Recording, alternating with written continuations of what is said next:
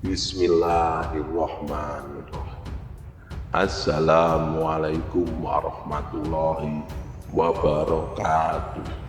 Sahabat Supermedia yang dimuliakan Allah, semoga kita selalu dalam keadaan sehat walafiat. Amin.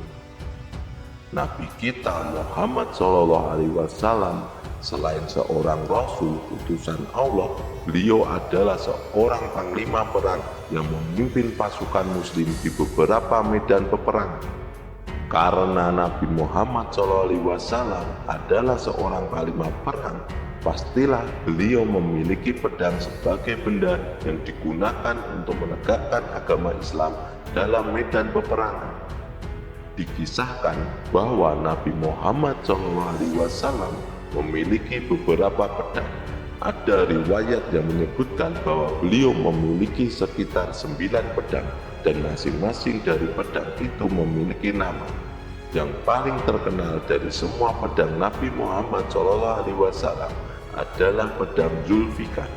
Dari sekian banyak senjata yang digunakan Nabi Muhammad SAW, rasanya belum ada yang mengalahkan popularitasnya dari Zulfikar.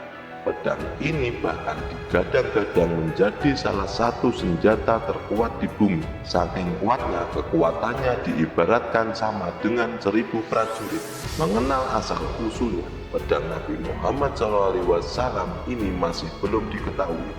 Namun ada banyak pendapat dari mana asal-usul pedang ini. Riwayat pertama mengatakan bahwa pedang ini didapat Nabi Muhammad SAW dari hasil rampasan perang Badar yang ketika itu dimenangkan oleh kaum muslimin. Namun ada juga yang berpendapat bahwa pedang ini dibuat oleh seorang pandai besi dari Arab. Entah ketika itu Nabi Muhammad SAW memesan sebuah pedang atau si pandai besi sengaja membuatkan pedang untuk Rasul tanpa diminta imbalan. Kemudian ada pendapat lain yang mengatakan bahwa pedang ini dikirim oleh Allah Subhanahu wa Ta'ala melalui malaikat Jibril saat Rasul berdoa saat pertempuran perang Khandaq. Lalu pendapat lain mengatakan bahwa saat perang Badar, Nabi Muhammad SAW mematahkan dahan pohon, dan dengan mukjizat Allah dahan pohon tersebut berubah menjadi Zulfikar. Dari keempat pendapat ini masih belum diketahui mana yang benar. Namun yang jelas Nabi SAW memuji pedang ini karena kualitasnya yang luar biasa. Nama Zulfikar sendiri memiliki arti perbedaan atau pembagian. Secara istilah, Zulfikar diartikan sebagai pembeda antara yang benar dan yang salah. Zulfikar sendiri memiliki bentuk yang paling unik di antara pedang-pedang Nabi Muhammad SAW.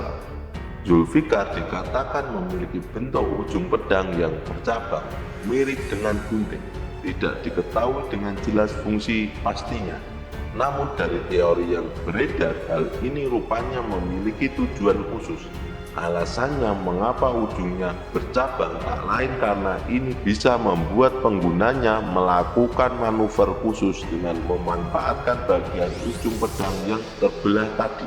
Pedang Zulfikar ini selalu berada di genggaman Nabi Muhammad SAW hingga pada akhirnya pedang ini pun diberikan kepada sahabat Rasul, yaitu Ali bin Abi Thalib. Ali bin Abi Thalib adalah khalifah keempat setelah Utsman bin Affan. Dia adalah orang kedua yang masuk Islam setelah Abu Bakar As-Siddiq. Ketika itu Ali bin Abi Thalib adalah seorang paling muda di antara para sahabat Nabi. Sejak kecil hingga dewasa, Ali diasuh oleh Nabi SAW dan istrinya Khadijah. Ketika sudah dewasa, Ali dinikahkan dengan anak Nabi Muhammad SAW yang bernama Fatimah Az-Zahra. Hal ini menjadikan Ali bin Abi Thalib merangkap sebagai menantu Nabi Muhammad SAW. Kita kembali lagi ke kisah pedang Zulfikar dan Ali bin Abi Thalib. Ketika itu pedang Zulfikar berpindah pemilik setelah Nabi Muhammad SAW memberikannya kepada Ali. Nabi SAW melihat bahwa pedang milik Ali patah, dan tak kala pedang ini berada di tangan Ali, kekuatan pedang ini makin tak bisa tertandingi. Kisah kekuatan pedang Zulfikar dan Ali salah satunya terdapat di perang Khodak. Ketika itu kaum muslimin dikepung oleh 10.000 pasukan musyrikin yang terdiri dari berbagai suku dan kabilah. Pasukan 10.000 ini diperkuat lagi oleh kaum Yahudi Bani Quraidah yang ketika itu mereka mengkhianati perjanjian perdamaian dengan Nabi Muhammad SAW.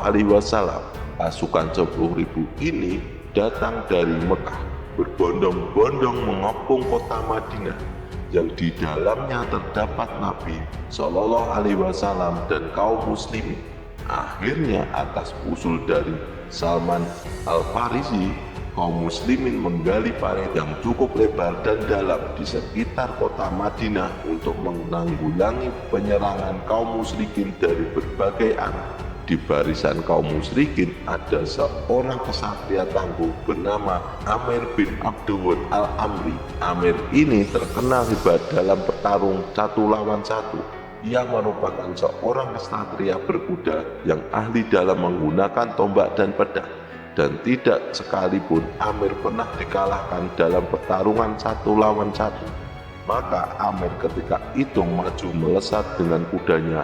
Dengan sombongnya ia berteriak kepada kaum muslimin, "Hei, apakah tak ada seorang pun yang berani keluar untuk bertanding?" Namun tantangan ini tidak ditanggapi oleh pasukan kaum muslim. Banyak di antara mereka yang mengenal siapa Amir bin Abdul ini. Ketika mengetahui bahwa tak ada yang menanggapi tantangan Amir ini, Sayyidina Ali pun tak tahan lagi menahan rasa kesalnya. Ia meminta izin kepada Nabi Muhammad, "Ya Rasulullah, biarlah saya yang menghadapi dia." Namun Nabi Muhammad SAW tidak mengizinkan dan menyuruh Ali untuk duduk. Nabi SAW mengetahui benar bahwa Amir adalah seorang pendekar yang berpengalaman, sementara Ali adalah seorang anak yang masih sangat muda ketika itu. Tak lama setelah itu, karena tidak ada tanggapan dari kaum muslimin, akhirnya Amir kembali menantang mereka. Dia berteriak, "Mana itu surga yang akan kalian masuki bila kalian mati terbunuh?" Mendengar tantangan kedua ini, kaum muslimin tetap tidak berani menanggapi, kecuali Sayyidina Ali. Untuk kedua kalinya, ia meminta izin kepada Nabi Muhammad untuk menghadapi Amir. "Ya Rasulullah, biarlah aku saja yang menghadapi dia," ucap Ali. Namun untuk kedua kalinya juga Nabi Muhammad SAW menyuruhnya duduk dan tidak mengizinkannya untuk melayani tantangan Amir. Ali terus mendesak Rasul agar memberikan izin untuk bertarung melawan Amir. Akhirnya melihat tekad yang begitu bulat dari Ali dan menyadari perlunya kebangkitan keberanian dari kaum muslimin, Rasulullah pun memberi izin kepada Sayyidina Ali. Setelah mendapatkan izin dari Nabi Muhammad, Sayyidina Ali langsung meloncat ke depan dengan menggunakan baju besi dan membawa pedang Zulfikar. Dia melangkah dengan yakin, diiringi doa Nabi SAW, "Ya Allah, dia adalah saudaraku dan putra pamanku. Janganlah kau biarkan aku sendirian tanpa dia. Sesungguhnya engkau tempat aku berserah diri sebaik-baiknya." Akhirnya ketika Sayyidina Ali dan Amir sudah berhadapan-hadapan, seluruh mata tertuju kepada kedua orang yang akan berduel 1 lawan 1 ini. Amir seorang yang cukup usia dan memiliki pengalaman tempur yang banyak, akan menghadapi seorang anak muda bernama Ali. Pastilah Amir memasang muka sombong ketika itu. Ketika keduanya mulai beradu pedang, Amir kaget karena ternyata Ali ini sangat lincah dan kuat. Setiap tebasan yang dilayangkan oleh Amir tidak ada yang mengenai Ali. Ketika Ali membalas dengan mengayunkan pedang Zulfikar kuat-kuat, pedang itu menyambar bahu kanan Amir sampai terbelah dua. Pendekar kebanggaan Quraisy itu jatuh dari atas kuda dan menggelempar di tanah, mandi dalam darah dan debu. Akhirnya pertarungan 1 lawan 1 ini dimenangkan oleh Ali dengan pedang Zulfikarnya. Sahabat Superpedia yang dimuliakan Allah, mengenai pedang Zulfikar ini ada pula yang berpendapat bahwa ketika Imam Mahdi sudah dibaiat, ia akan menggunakan pedang Zulfikar ini untuk berperang dengan Dajjal dan kaum Yahudi di akhir zaman. Hingga saat ini keberadaan pedang Zulfikar ini masih belum diketahui. Tidak ada seorang pun yang tahu kabarnya di mana. Namun ada 2 pendapat mengenai hal ini. Yang pertama mengatakan pedang ini ditenggelamkan oleh Sayyidina Ali, dan yang kedua mengatakan pedang ini sudah ada di suatu tempat dan dijaga oleh seseorang. Orang yang menjaga serta tempatnya di mana itu masih dirahasiakan sampai saat ini. Tidak diketahui apakah kedua riwayat ini benar atau tidak. Wallahu bishawab. Jadi itulah kisah tentang pedang Zulfikar yang menggeledah. Semoga kisah ini bermanfaat. Mohon maaf jika ada kesalahan, yang benar datangnya dari Allah Subhanahu wa Ta'ala, sedangkan salah itu datangnya dari saya pribadi sebagai manusia biasa. Sampai jumpa di video selanjutnya. Saya akhiri. Wassalamualaikum warahmatullahi wabarakatuh.